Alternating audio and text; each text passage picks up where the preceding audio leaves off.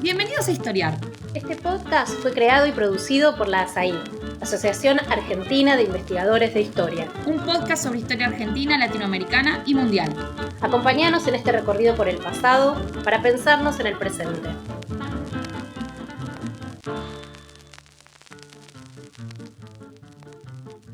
Bienvenidos y bienvenidas a un nuevo episodio de Historiar, el podcast de la Asociación Argentina de Investigadores en Historia. Mi nombre es Agustín Méndez y tengo el gusto de participar del episodio de hoy dedicado a las revueltas y revoluciones en la Edad Moderna previas a 1789, en el que nos centraremos en dos casos importantes: la revuelta de las comunidades de Castilla de 1520-1521 y las revoluciones inglesas del siglo XVII. Para conocer más sobre las causas, el desarrollo y las consecuencias de estos procesos históricos fundamentales para comprender el periodo temprano moderno en Europa, nos acompañan dos especialistas. Por un lado, Andrés Gattinoni, profesor y doctor en Historia por la Universidad de Buenos Aires y magíster en Sociología de la Cultura por la Universidad Nacional de San Martín. Andrés actualmente se desempeña como becario postdoctoral de CONICET y como docente de la licenciatura en Historia de la Universidad Nacional de San Martín. Además, es editor general de Rey Desnudo, revista de libros. Por otra parte, Claudio Risuto, quien es doctor en Historia por la Universidad de Buenos Aires, donde se desempeña como docente en el Departamento de Historia de la Facultad de Filosofía y Letras. Además, es becario postdoctoral en el Instituto Multidisciplinario de Historia y Ciencias Humanas del CONICET. En 2021 ha publicado su primer libro, titulado La revuelta de las comunidades de Castilla en el Reino de Dios. Profecía, heterogeneidad religiosa y reforma eclesiástica, 1520-1521, editado por la Universidad de Salamanca. Andrés, Claudio, bienvenidos. Muchas gracias por su presencia. Bueno, muchas gracias Agustín y a la Asociación Argentina de Investigadores de Historia por la invitación. Es un placer compartir esta conversación con vos y con Claudio. Bueno, muchas gracias también y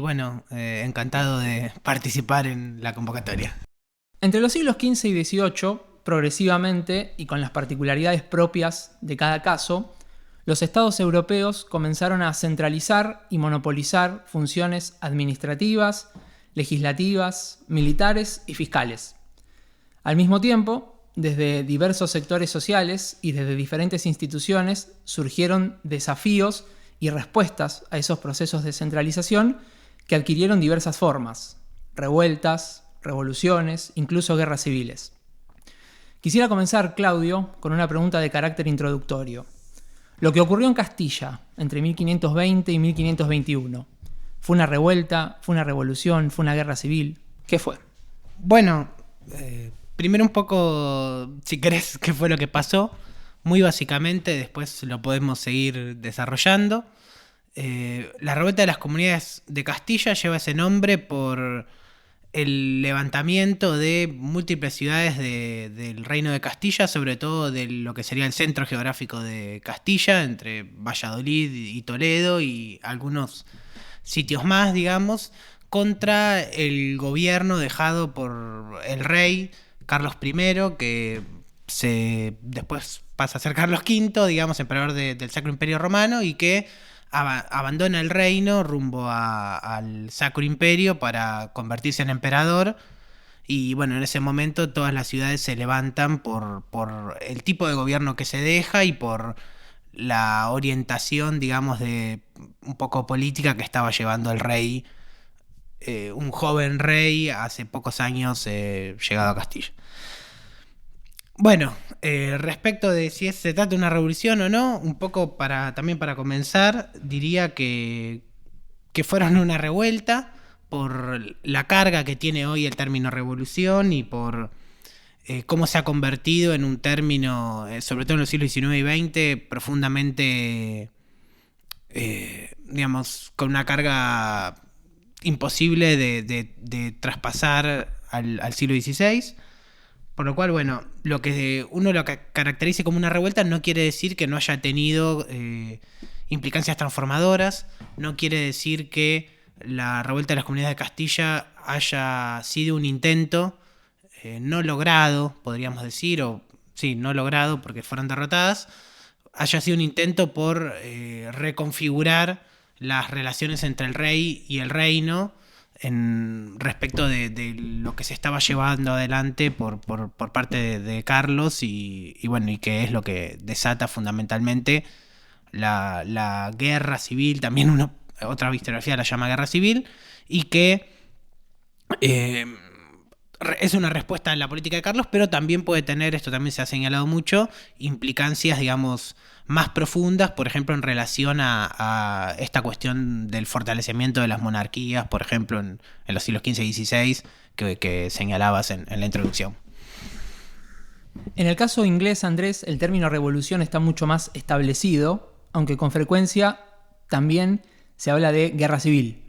y en algunos casos de las dos cosas al mismo tiempo. ¿Qué fue lo que ocurrió en Inglaterra? Bueno, en el caso inglés también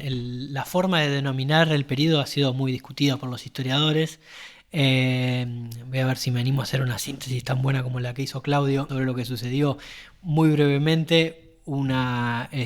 serie de enfrentamientos entre el Parlamento y el rey, que era otro Carlos I, pero Carlos I de Inglaterra en este caso, que derivan en una serie de guerras civiles, en finalmente la captura, el enjuiciamiento público del rey y su ejecución y el establecimiento de una república de corta duración. Todo esto entre 1640 y finalmente la restauración de la monarquía en 1660. Entonces, frecuentemente se ha discutido cómo denominar este periodo. Efectivamente, el término revolución es el más asentado. También se puede pensar en revuelta o en gran rebelión, como le decía el conde de Clarendon, uno de los primeros historiadores del hecho, que fue protagonista de los acontecimientos. O se habla también de guerras civiles. Estos nombres tienen cierta validez en la medida en que enfatizan algún aspecto del proceso, digamos, la revuelta, porque efectivamente hubo una movilización política y militar sediciosa que se alzó en contra del rey. La guerra civil, bueno, en Inglaterra hubo 3 guerras civiles, además hubo 3 guerras con Escocia y una rebelión en Irlanda que condujo a una guerra bastante extensa y una violenta reconquista. Pero bueno, cuando hablamos de guerra civil, en general nos referimos específicamente a Inglaterra y nos olvidamos un poco de lo que pasa en Escocia y en Inglaterra, Escocia e Irlanda. Pero sobre todo estos dos términos, revuelta, guerra civil, tienen 2 límites. Por un lado, hacen referencia a una parte del proceso, a la sedición, a la guerra y no tanto a las consecuencias. Y por otro lado, le quitan especificidad al proceso. ¿Por qué? Porque, por ejemplo, durante el periodo Tudor, digamos durante el siglo XVI, hubo una veintena de revueltas de distinta índole y de distinta envergadura por motivos religiosos, fiscales, sociales, económicos, etc. También durante la Edad Media hubo varias guerras civiles en Inglaterra muy importantes, entre ellas la más reciente, la Guerra de las Dos Rosas, en el siglo XV. Y por otro lado, como ya decía James Harrington en su escrito Oceana de 1656, la guerra fue la consecuencia de la disolución del gobierno y no al revés. Entonces, si nos concentramos solamente en la guerra, nos perdemos de explicar una parte del proceso, de qué fue lo que condujo a la guerra. Ahora bien, con respecto al término revolución, que remite a un cambio drástico de gran alcance que afecta a la organización política, las estructuras sociales, las relaciones de propiedad y los fundamentos ideológicos del orden social, este término, el uso y la propiedad de utilizar ese término para referirse a este periodo, se empezó a discutir sobre todo a partir de la historiografía revisionista de los años 60 y 70, que planteaba, por un lado, que es un término anacrónico en el sentido de que el significado que tenía en la época era distinto al que nosotros le damos después de la Revolución Francesa, que su aplicación parte de una lectura teleológica, pues evalúa el proceso a partir de los resultados y no de las intenciones de los sujetos. Y argumentaban que en la época el sentido del término revolution estaba más vinculado con el movimiento cíclico, como el de las revoluciones en los planetas, etc. Hoy sabemos que la palabra revolution se empleaba en el discurso político inglés de la década de 1640 y que había distintos sentidos en disputa, como en distintos contextos de cambios grandes y rápidos, el vocabulario es particularmente inestable y está en disputa, y las palabras adquieren nuevos sentidos todo el tiempo, y podemos encontrar varias instancias donde revolution ya no remite a ese movimiento cíclico, sino a un cambio, a una ruptura, a una inversión que puede ser juzgada tanto en términos positivos como negativos, y que podía ser pensada o vinculada con la acción humana, con la acción divina o con ambas. En ese sentido, creo que el término revolución tiene toda una serie de sentidos que vale la pena conservar. Muy bien, y pensando desde las causalidades,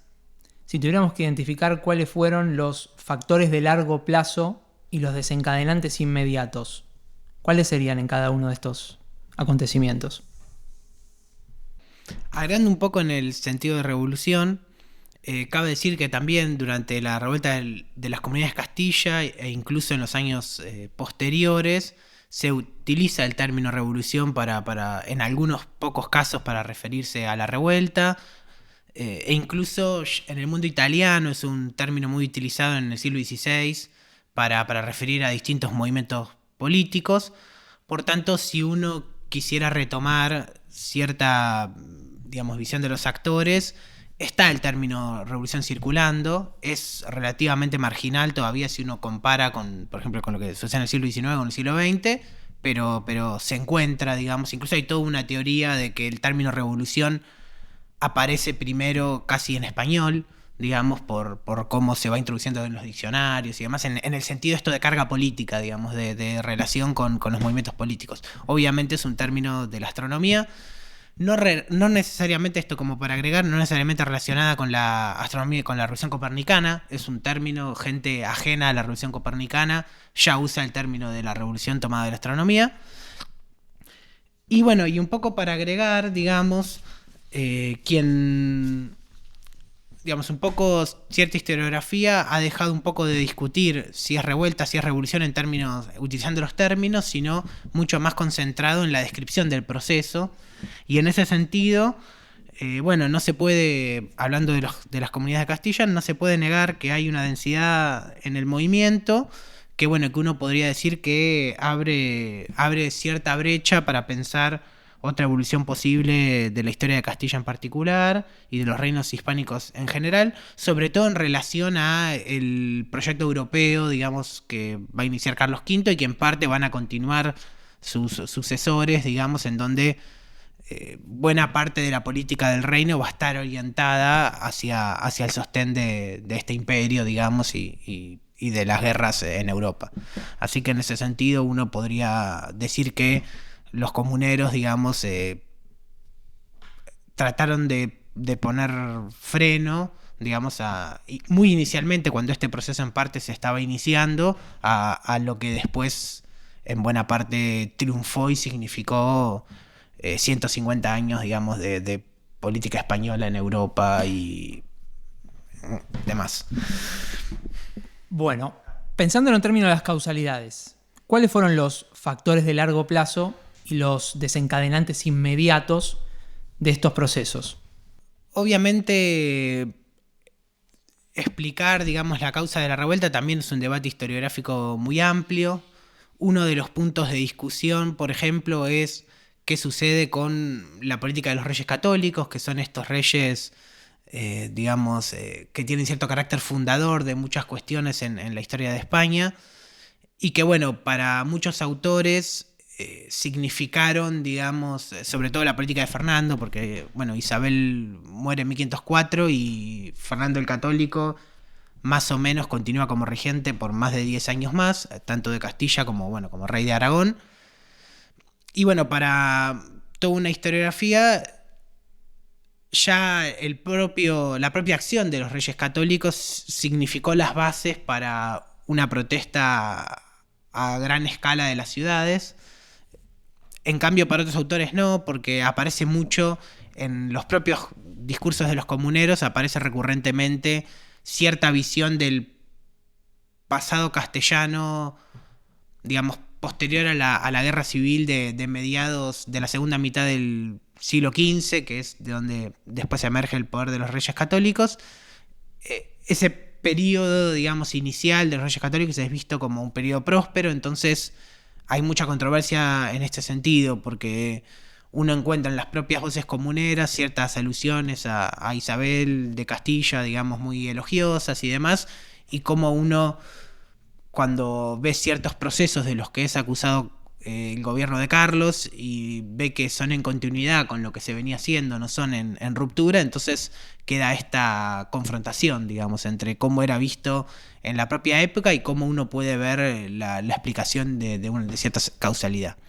Esto por un lado, digamos. En segundo lugar, las primeras 2 décadas del siglo XV, en términos, si uno quiere, digamos, económicos, fueron particularmente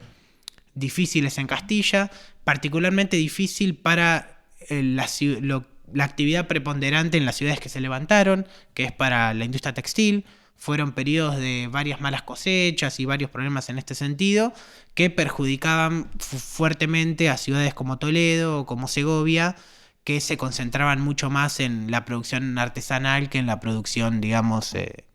agropecuaria, por decir de algún modo. Entonces ese es otro factor también que uno puede tener en cuenta como desencadenante. Y bueno, y después el factor, digamos, que tiene que ver con la cuestión de los Reyes Católicos, tiene que ver con esto que un poco hablabas antes del fortalecimiento de la monarquía, digamos. Es un proceso muy extenso durante toda la Edad Moderna de cómo las monarquías se fortalecen, en general, no siempre, pero en general, a costa de quitar poder y en algunos casos incluso empobrecer a ciudades, señoríos y todo tipo de poderes intermedios y diríamos y bajos, si uno quiere de algún modo, o incluso a veces haciendo la guerra unos con otros, digamos, en pos de fortalecer al rey. Entonces este sería como otro factor que uno podría ver. Incluso algunos autores han hablado de revuelta antiabsolutista para hablar de las comunidades de Castilla, un poco por toda esta cuestión de intentar frenar la creciente intervención de los reyes en el poder de las ciudades, digamos, a través de, no sé, figuras como los corregidores y de distintas maneras. Y bueno, hay un cuarto lugar que tendría más que ver con la historia acontecimiental de algún modo, es la propia figura de Carlos, la propia llegada de Carlos a Castilla. Pensemos, Carlos es el nieto de los Reyes Católicos. Su padre muere cuando él es muy pequeño y su madre, que sería la heredera de ambos reinos, es Juana de Castilla, conocida como Juana la Loca, y que, digamos, desde muy tempranamente es declarada como incapaz de gobernar, tanto por su marido, después por su padre. Y bueno, y cuando Carlos llega a cierta mayoría de edad, muerto su abuelo, que era el que hacía de regente en Castilla, se declara rey de Castilla, todavía en vida de su madre. Esto era una especie de contrasentido, porque no podía haber, digamos, si todavía estaba en vida la que era la reina, porque el hijo se iba a declarar rey. Esto es muy mal recibido en 1516, muy mal recibido en Castilla. Entre fines de 1515 y 1516 es muy mal recibido en Castilla, y al momento de llegar Carlos, que él nace y crece en Borgoña. Los hijos de Juana, digamos, se crecen por separado, unos crecen en Borgoña, otros crecen en Castilla. Y bueno, Carlos es de los que crecen en Borgoña, que era la tierra de su padre, digamos. Y bueno, cuando llega es un rey que no habla español, que es muy joven, que no tiene experiencia y que está controlado por un grupo de señores flamencos, digamos, propios de la zona de Borgoña, que un poco con ayuda de algunos españoles, de algunos castellanos y aragoneses también, se reparten muchísimos cargos, desplaza a buena parte de los grupos nobiliarios de la corte, digamos, o trae a todos estos nuevos grupos. Por tanto, genera descontento en todos los ámbitos sociales, desde la nobleza a sectores del clero y sobre todo en las ciudades, digamos. Entonces, esto le agrega al movimiento, sin dejar de lado todas las otras causas, un componente, digamos, de corte, de reivindicación del propio reino de Castilla contra lo que se considera de algún modo una invasión, casi una invasión extranjera, porque viene con soldados que si uno, según muchísimos testimonios, cometen todo tipo de atropellos contra la población hasta que, digamos, Carlos se va a la búsqueda del imperio y se desata la rebelión, digamos. ¿En Inglaterra, Andrés? Bueno, en el caso inglés también esto ha sido muy discutido y siempre el problema de cuán atrás llevar los orígenes de la revolución, ¿no? Un gran historiador, Geoffrey Elton, que cuestionaba un poco esto diciendo no hay que estudiar el periodo de los Tudor como si fuera la ruta a la revolución. Y luego los revisionistas se agarraron un poco de eso para obviar todo tipo de antecedentes y cuestionar esas visiones que veían la revolución como el resultado de una serie de conflictos de largo plazo, y afirmaron en cambio que, bueno, como que la revolución fue el resultado de conflictos muy particulares de los últimos años de la década de 1630. Pero bueno, más allá de eso, creo que sí vale la pena ver algunas características de la forma que tomó el proceso de centralización política en Inglaterra, que produjeron ciertos factores de inestabilidad que luego, a partir de ciertas circunstancias más particulares, terminaron desembocando en un conflicto abierto, ¿no? Entonces tenemos por un lado una monarquía que, en comparación con las monarquías contemporáneas del continente europeo, era una monarquía débil, que no tenía un ejército permanente, con escasos ingresos fiscales y donde la corona tenía recursos propios insuficientes. Por otro lado, un parlamento que había logrado retener la facultad de aprobar impuestos y votar leyes. Un sector social, la gentry, podríamos decir el conjunto de los terratenientes que no formaban parte de la aristocracia, que tenía un papel cada vez más relevante en la economía y en el gobierno a nivel local, pero que no tenía, o que estaba bastante lejos del poder central, de la corte, y que tenía una insatisfacción con respecto a eso, seguido de otros sectores también que habían ganado cierto poder económico, como los campesinos ricos o los comerciantes o los artesanos, y que también estaban bastante lejos de las decisiones del poder central. Y por otro lado, otro proceso que sería muy extenso de desarrollar en detalle, pero las características de la reforma protestante en Inglaterra, que es por otro lado inseparable del proceso de centralización política, pero podríamos referirnos brevemente a lo que se conoce como el Elizabethan Settlement, el acuerdo o el compromiso isabelino, que luego de los reinados anteriores y los conflictos entre protestantes y católicos, ese acuerdo isabelino logra preservar la paz entre católicos y protestantes, pero sin cerrar el conflicto, y produce a su vez una ruptura dentro del campo protestante entre la jerarquía episcopal por un lado y el anticonformismo puritano por el otro, y pone a la monarquía en el centro de las expectativas de todos. Entonces, en ese contexto, el desarrollo del puritanismo como un movimiento o un programa cultural que surge dentro de la Iglesia de Inglaterra y que apunta a reformar todos los aspectos de la vida, no solamente el culto, sino el entretenimiento, las maneras de hablar, las formas de vestirse, el uso del sabbat, etc., va a ser una fuerza muy significativa para llevar adelante y para pensar las características de ese cambio eventualmente revolucionario. Por otro lado, ya yendo más al contexto más específico de previo inmediatamente anterior a la Revolución, tenemos el gobierno de Carlos I con una forma bastante intransigente de intentar emular lo que estaban haciendo las monarquías absolutas en el continente. Su disolución del Parlamento y su gobierno personal de 11 años, gobernar 11 años sin el Parlamento, su aumento de tributos de modo arbitrario y anticonstitucional, que generaban, por supuesto, grandes descontentos, los gastos excesivos de la corte, que generaban la necesidad de recaudar más y al mismo tiempo le daban mucha mala fama a los ojos de aquellos que no tenían cercanía a la corte, en particular la impopularidad del duque de Buckingham, ¿no? que había sido el favorito del rey Jacobo I y luego había sido un cercano colaborador de su hijo Carlos I. El acercamiento de Carlos al catolicismo, en particular por haberse casado con una reina católica y haber incorporado a su corte una buena cantidad de católicos, su política exterior filocatólica, sus movimientos de acercamiento a España, y por otro lado la política eclesiástica llevada adelante por el arzobispo de Canterbury, William Laud, que busca un poco recuperar los ingresos de la iglesia, fomentando también todo lo que tiene que ver con los rituales que desde el punto de vista de los puritanos acercaban más a la iglesia de Inglaterra, a la iglesia católica que a una iglesia protestante, su intento de uniformización de la iglesia en Inglaterra, en Escocia, su persecución a los puritanos.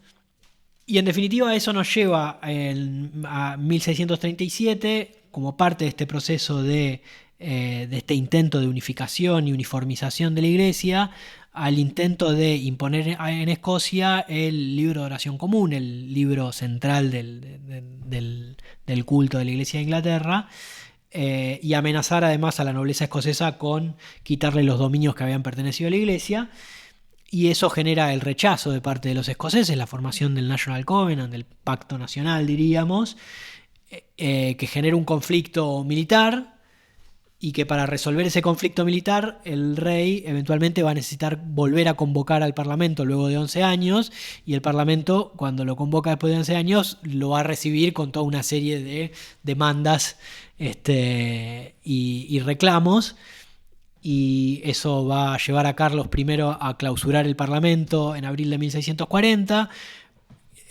Luego Escocia va a invadir Inglaterra y entonces ahora sí, ante la necesidad de combatir esa invasión escocesa, Carlos va a tener que volver a convocar una vez más al Parlamento, y el Parlamento ya ahora sí, con Carlos sin poder de negociación, le va a imponer una serie de demandas, entre ellas que no lo pueda disolver el rey, sino que se tiene que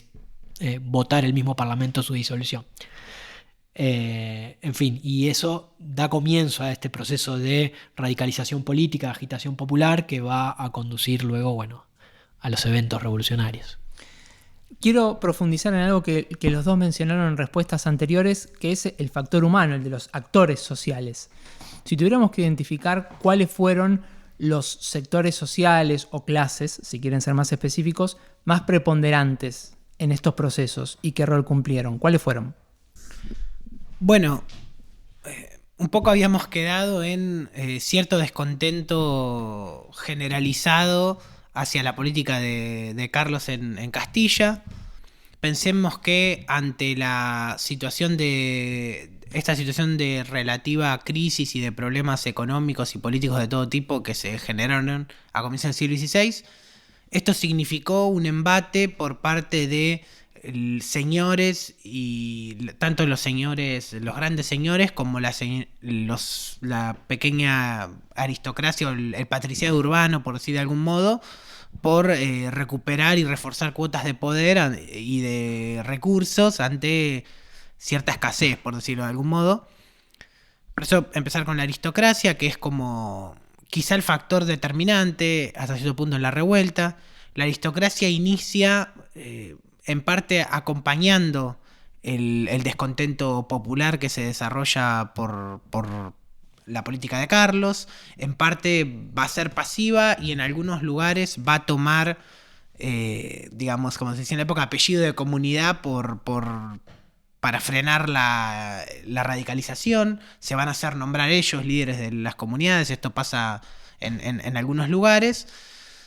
Pero finalmente van a hacer su intervención militar, va a ser decisiva porque no queda ejército en Castilla por parte del rey, no tiene un ejército real, es muy pequeño. Y entonces la intervención de las tropas nobiliarias de distintas zonas, comandadas sobre todo por el condestable de Castilla y por el almirante de Castilla, que son nombrados gobernadores del reino, una vez que Carlos se va y se desata la revuelta y que el único gobernador era su antiguo preceptor Adriano de Utrecht, va a agregar estos dos nuevos gobernadores, digamos, castellanos, como para contener la situación, y va a ser, digamos, fundamental su participación a la hora de derrotar la revuelta. Esto sería como para empezar. Después, los comuneros o la comunidad, en principio, es un movimiento complejo, que en principio está comandado por lo que uno diría el patriciado urbano, que rechaza el voto del servicio que se le da a Carlos para viajar al Sacro Imperio y para convertirse en emperador. Significa una salida enorme de dinero del reino para esta empresa, digamos, en Europa. Y bueno, este patriciado urbano, con mucho descontento, en muchos casos que se considera desplazado de ciertos ámbitos de poder, también por la aristocracia, y en esto la corona, digamos, no habría intervenido en su favor, entonces genera, digamos, su participación. Y después, diríamos, por debajo de este patriciado urbano, sectores populares de todo tipo, artesanos sobre todo, que participan en las diferentes ciudades y que establecen esta especie de gobierno ampliado en cada ciudad, que es lo que sería la comunidad, que vendría a ser el regimiento, que es el espacio de gobierno de la ciudad que controla el patriciado urbano, ya por una tradición que al menos viene desde el siglo XV, pero que uno podría ser un poco más antigua también. En situaciones de crisis se está dispuesto a extender ese regimiento, digamos, esos que son los regidores, a más espacios más amplios de la población, como una especie de asamblea mayor para tomar decisiones en situaciones de dificultad. Esto en el siglo XV se puede hallar en distintas ciudades, y bueno, en 1520 se comienza a generalizar en Toledo, en Segovia, en Salamanca, bueno, en muchos lugares, digamos, sobre todo de la zona, de nuevo, Castilla, León y lo que hoy, digamos, diríamos de Castilla-La Mancha. Eso es como el centro comunero, digamos, pero que encuentra en este sector popular una fuerte incertidumbre, porque los regidores o toda esta élite urbana, para sostener su poder, debían apoyarse en estos sectores populares, pero a la vez debían ceder, digamos, una parte de su poder en las propias ciudades, de modo que toda esta gente esté dispuesta a participar. Esto va a generar todo tipo de tumultos, de situaciones de conflicto a nivel local, que cada vez más se lo está rastreando la historiografía, y que a veces está marcado por las luchas de bandos al interior de las ciudades, de bandos, digamos, de la élite de la ciudad, y en otros casos no, está marcado por la propia movilización popular, por la propia experiencia de participación popular, que es bastante larga, no es una novedad de las comunidades de Castilla. Hay todo un vocabulario que refiere al bien común, que refiere a la libertad, que refiere a un montón de tópicos, y que en los sectores plebeyos, podríamos decir, se conocen, y hay toda una gimnasia, podríamos decir de algún modo, de la rebelión que se desarrolla durante la revuelta. Otro factor importante es el papel del clero, que es bastante llamativo en la revuelta. Uno de los líderes de la revuelta es un obispo, el obispo de Zamora, Antonio de Acuña, pero es el único así a ese nivel. Después hay sectores del bajo clero, incluso sectores de las órdenes religiosas, de franciscanos, dominicos, agustinos, que participan de un modo u otro, a veces incluso tomando las armas en la revuelta. Y bueno, un poco, uno podría decir que a pesar de estas fuertes bases sociales que pueda tener la revuelta, incluso hay toda una línea de investigación que vincula la revuelta con el desarrollo, diríamos, industrial o artesanal en Castilla, y que choca muy fuerte con todos los intereses de exportación lanal, de exportación de lana, que significan, digamos, se disputa como la lana es la materia prima, hay toda una disputa por la lana, si se exporta o si se utiliza para producir localmente. Digamos, sin perder consideración de todas estas cuestiones, cabe llamar la atención que el grueso de la revuelta se articula, digamos, políticamente, digamos, por la búsqueda de cierta alternativa de gobierno ante la situación que deja a Carlos salirse y ante desde su perspectiva, sin número de atropellos que se estaban cometiendo. Digamos, el grueso es la elaboración de una junta que primero se reúne en Ávila, después en Tordesillas, después en Valladolid, y que busca gobernar en ausencia del rey. Digamos, este es como el grueso, y que, bueno, toma medidas de gobierno, reemplaza corregidores, hace todo tipo de medidas como si fuera el gobierno efectivo, digamos, junta un ejército, etcétera. Así que, bueno, esto sería un poco los participantes y la importancia fundamental en cómo se articulan, porque gente que inicialmente, o sectores que inicialmente podían ser pasivos ante la revuelta, después van a intervenir y van a ser determinantes, u otros van a abandonar, y eso también va a ser determinante. Bueno, en el caso inglés también es complejo y va variando a lo largo del proceso, ¿no? En términos bastante generales, hay que tener en cuenta que al principio del proceso, cuando Carlos convoca finalmente al Parlamento en 1640, los sectores dentro del Parlamento que están a favor de plantearle toda esta serie de reclamos al propio rey son bastante amplios, y entonces Carlos se enfrenta a una oposición bastante extendida, digamos, que incluye, bueno, entre el Parlamento básicamente a miembros de la gentry y miembros en la Cámara de los Lores, algunos miembros de la aristocracia, pero también afuera del Parlamento sectores artesanos, comerciantes, etcétera, que apoyan la movilización y que con movilización apoyan esos reclamos. Entonces, en un primer momento hay un apoyo relativamente extendido. Ahora, a medida que la agitación política se va radicalizando, que después se produce la rebelión en Irlanda, y eso plantea un nuevo foco de conflicto, porque los ingleses coinciden bastante en la necesidad de ir a reprimir esa rebelión, además que están llegando noticias bastante aterradoras acerca de lo que los rebeldes católicos están haciendo con los protestantes en Irlanda. Entonces hay cierto consenso acerca de la necesidad de reprimir a la rebelión, pero los parlamentarios no quieren poner un ejército en manos de Carlos, porque saben lo que va a hacer Carlos una vez que termine de resolver el asunto en Irlanda. Entonces eso radicaliza un poco el conflicto y genera un enfrentamiento abierto entre Carlos y el Parlamento, que deriva en la Primera Guerra Civil. Y en la Primera Guerra Civil, ahí, y ya a partir de eso y de la movilización popular que había dado lugar a eso, varios sectores que en un primer momento podían estar del lado del Parlamento presentando algunas demandas del lado del rey, rápidamente se pasan al Partido del Orden. Luego el proceso en distintas instancias se va radicalizando, va planteando demandas y objetivos más trascendentes, y eso genera divisiones al interior del bando parlamentario, y entonces la coalición va cambiando. Pero en términos muy amplios podríamos pensar que el bando realista estaba conformado por el rey, por supuesto, la familia real, la más alta aristocracia, la jerarquía eclesiástica y sectores del campesinado que defendían a su rey,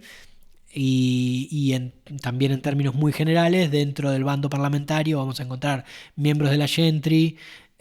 algunos miembros de la gentry, porque la gentry está bastante dividida, en realidad la mayor parte por ahí estaba del bando realista, pero había miembros de la gentry, algunos pocos aristócratas, miembros de las clases comerciales, del artesanado, clases populares urbanas sobre todo, y se va demarcando una división geográfica dentro de Inglaterra, donde Londres y el sudeste de Inglaterra es mayormente parlamentario y el norte y noroeste de Inglaterra mayormente realista.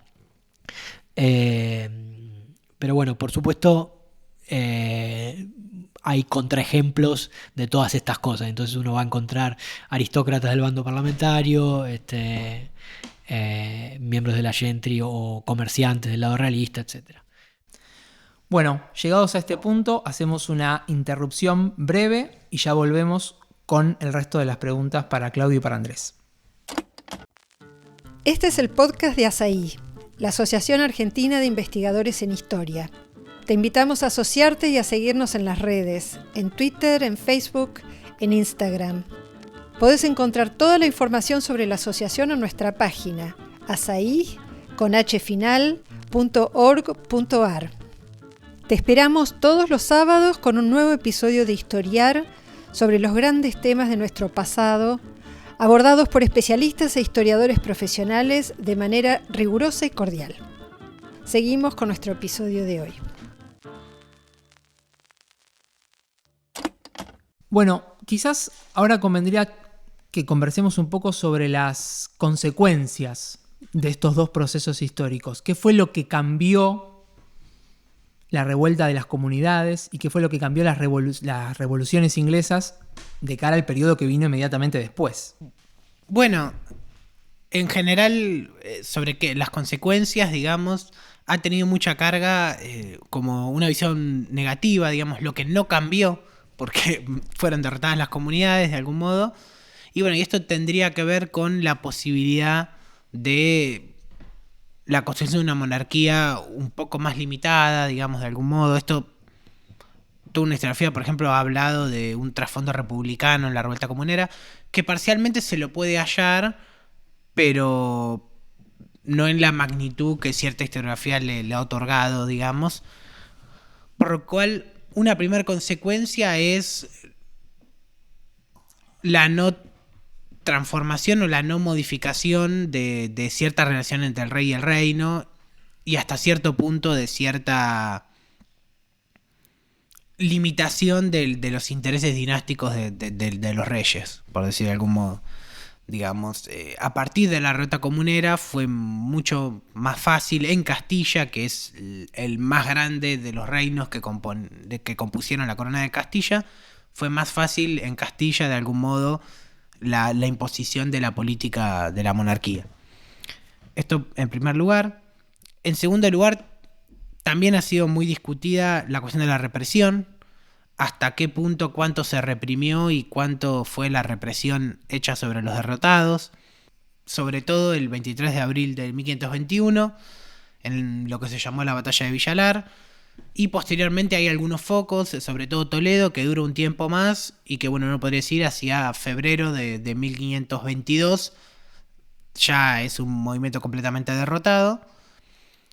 Y que, bueno, a partir mismo de la derrota o a partir de que cada ciudad va pasando, diríamos, al bando realista, es tomada por el bando realista, se inicia un proceso de represión contra los comuneros, en algunos casos apresando a la gente, en otros casos apresando y asesinando o condenando a muerte, depende de la situación. Pensemos, esto no lo dije en la pregunta de las bases sociales, hay toda una dimensión de las comunidades en el campo, que esto también ha sido mucho tiempo ignorado y bueno, en las últimas décadas se ha considerado que es un movimiento tanto urbano como rural, porque tiene componentes antiseñoriales importantes en Tierra de Campos, en distintos lugares de Castilla, y que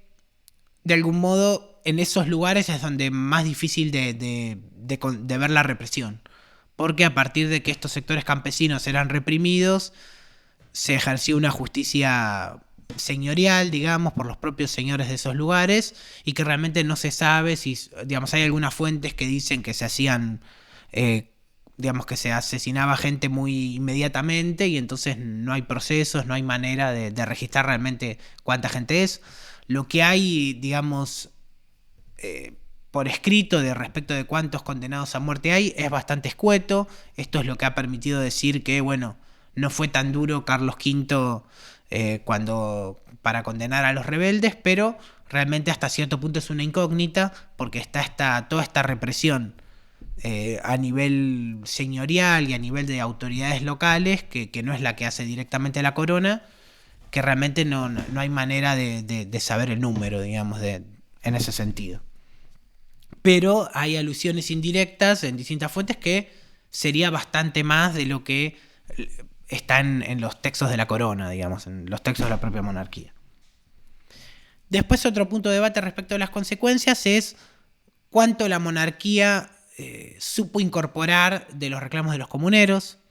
Por ejemplo, Carlos se casó finalmente con una princesa portuguesa, que es lo que pedían los comuneros. Trató de dejar un gobierno más o menos autóctono, por decirlo de algún modo, en Castilla cada vez que se volvió a ir. Y bueno, esto es todo un ámbito de discusión respecto de cómo se continuó, por ejemplo, el poder de las ciudades en toda la etapa posterior de la monarquía hispánica. Con Carlos V se inicia con mucha más fuerza, después de los comuneros, todo un proceso que tiene que ver con la venta de libertades, lo voy a tratar de explicar así, la venta de libertades de pueblos. ¿Qué quiere decir esto? Muy rápidamente, una ciudad o una villa, que son los lugares más grandes, tenían muchos pueblos bajo su control. Carlos V inició un proceso extenso a partir del pago de un monto de dinero, estos pueblos que estaban bajo control de una ciudad se podían desprender del poder de la ciudad y entonces dependían directamente de la corona. Y entonces lo que sucedía era una enorme fragmentación. Y lo que sucedió durante la época de los Austrias en España fue una enorme fragmentación del poder municipal que hoy es difícil de comprender, digamos, donde las ciudades pierden, pero los pequeños poblados que obtienen esta libertad mediante la compra a la corona se consideran libres a partir de, gracias a la gracia del rey, digamos, de algún modo. Entonces, un poco también lo que se inició con Carlos, y que esto tiene un impacto incluso historiográfico enorme de incomprensión de lo que era este mundo municipal castellano, fue una mucho mayor fragmentación y pérdida de poder por parte de los centros urbanos medianos y grandes, por decirlo de algún modo, y que va a llegar a niveles de un pueblo que se había separado, 80 años después se vuelve a separar todavía más, y entonces genera una enorme fragmentación en el mundo rural castellano y en el mundo urbano castellano por igual. Y el último tópico, un poco para decir, muy breve, sería hay toda una interpretación de las comunidades como proyecto mercantilista industrializador de Castilla, que vendría a romper la alianza de los sectores comerciales castellanos con la exportación de lana y con Flandes y con todo el mercado de producción de textil. Bueno, esta es como otra hipótesis más, que los comuneros tienen muchos reclamos en este sentido y que también hasta cierto punto se habrían visto frenados por su propia derrota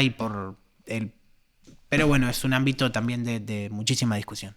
Bueno, en el caso inglés, ciertamente la discusión de las consecuencias de la revolución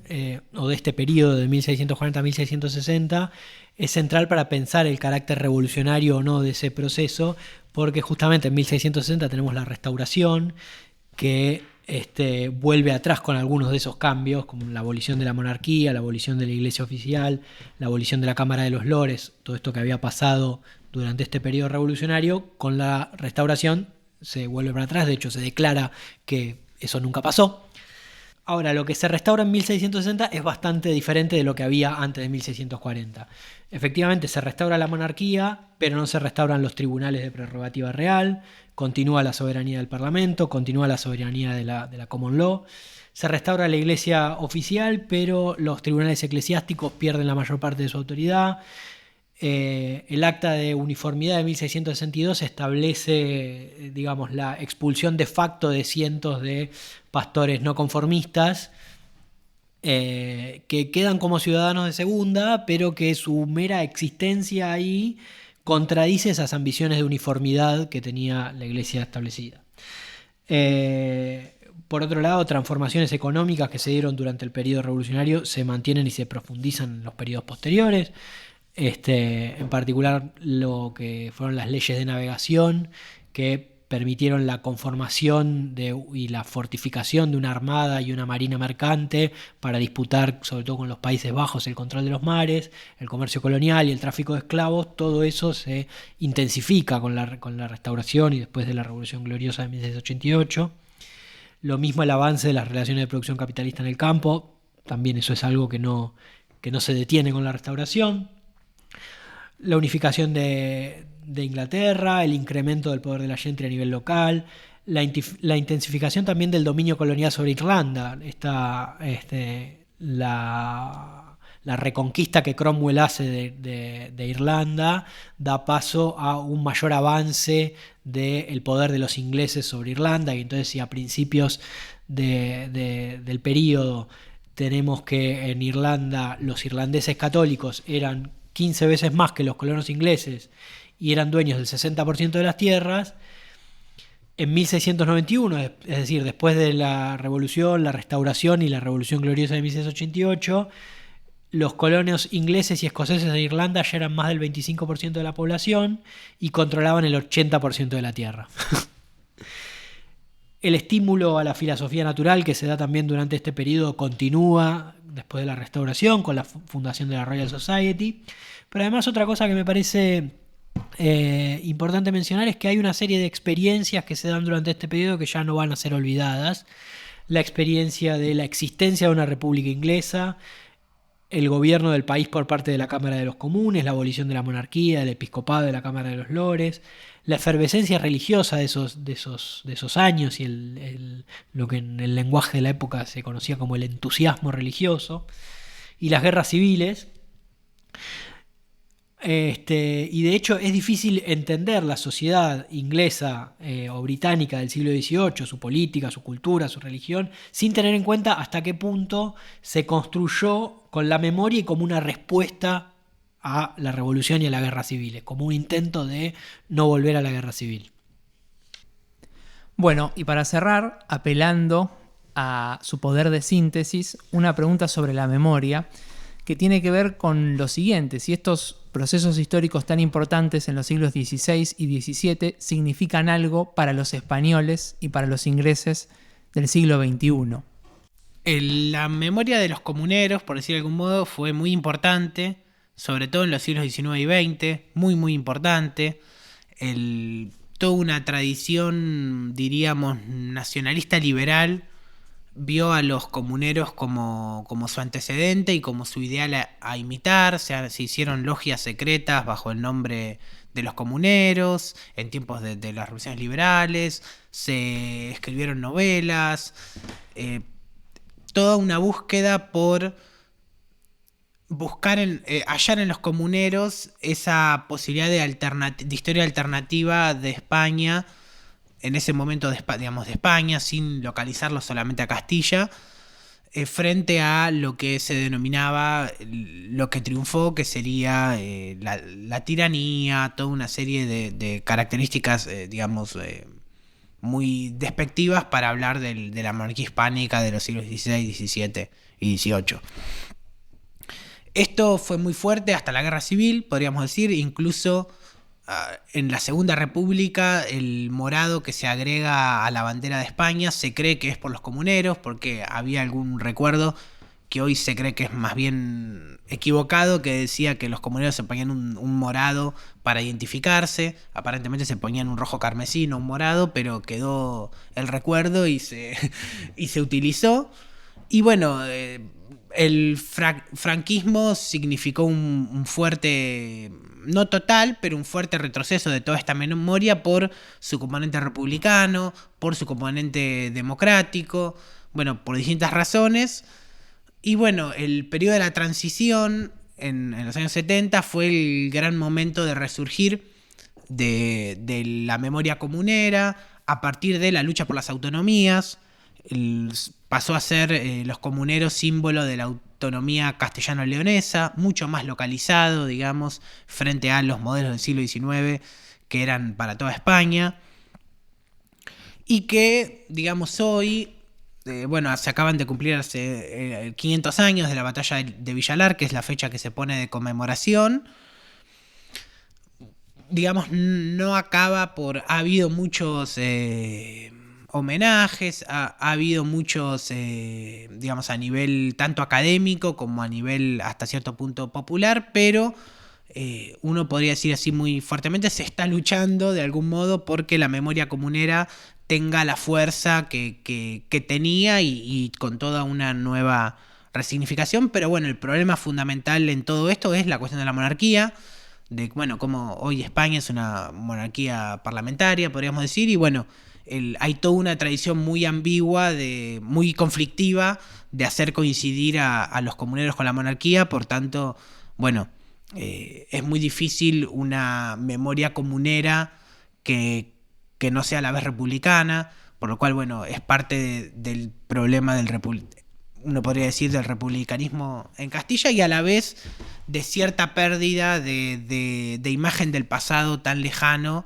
como que la memoria histórica se ha concentrado muchísimo más en el tiempo de la guerra civil hacia aquí. Y bueno, parte de esto hace que hoy los comuneros sí hay un montón de movimientos, pero no, como que no terminan de despegar por todas estas dificultades. Bueno, en el caso inglés, si retomo lo que decía un poco antes de cómo la sociedad que se configuró durante el siglo XVIII se configuró un poco en respuesta a esa revolución, uno podría pensar que en cierta medida la memoria de la revolución inglesa se transformó institucionalmente, ¿no? Como que adquirió una cierta carnadura institucional, instituciones que buscaron que eso nunca vuelva a suceder en Inglaterra, como de hecho no ha vuelto a suceder y no ha vuelto a haber un régimen republicano en Inglaterra. Ahora bien, y bueno, por un lado habría que decir que es un periodo de la historia inglesa que no se le da la misma relevancia que otros periodos.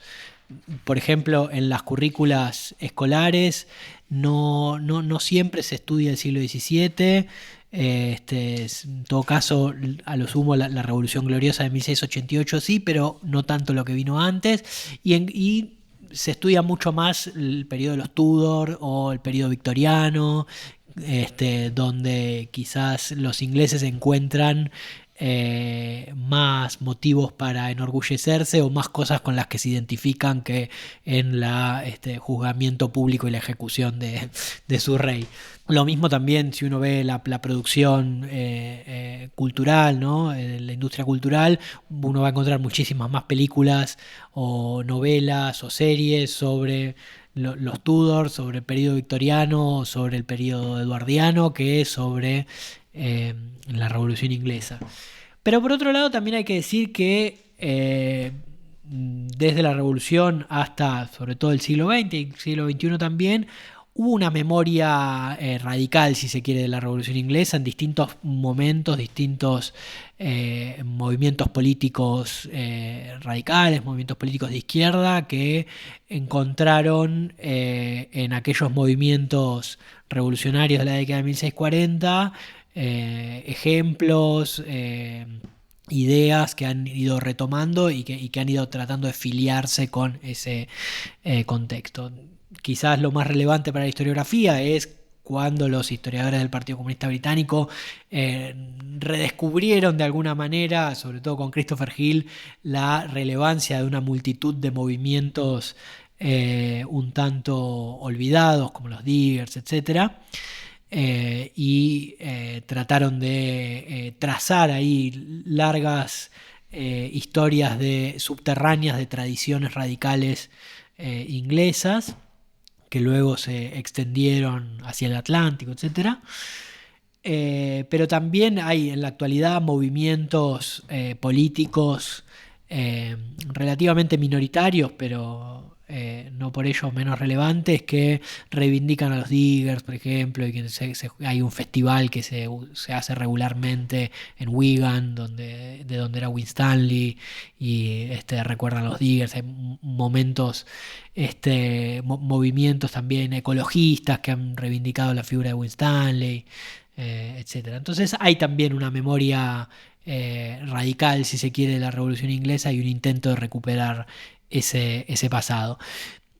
Un poco como lo que pasa con el republicanismo en Gran Bretaña en la actualidad tiene un lugar relativamente marginal en la vida política. Está presente y a veces es bastante, puede ser estridente, pero su capacidad de movilización es bastante escasa. Pero bueno, la memoria existe. Bueno, muchísimas gracias Andrés, muchísimas gracias Claudio por su tiempo, por sus respuestas y por habernos dado motivo para volver a repasar estos procesos históricos tan importantes de la Edad Moderna. Nosotros nos despedimos, pero la semana que viene habrá un nuevo capítulo de Historiar. Nos vemos en ese momento.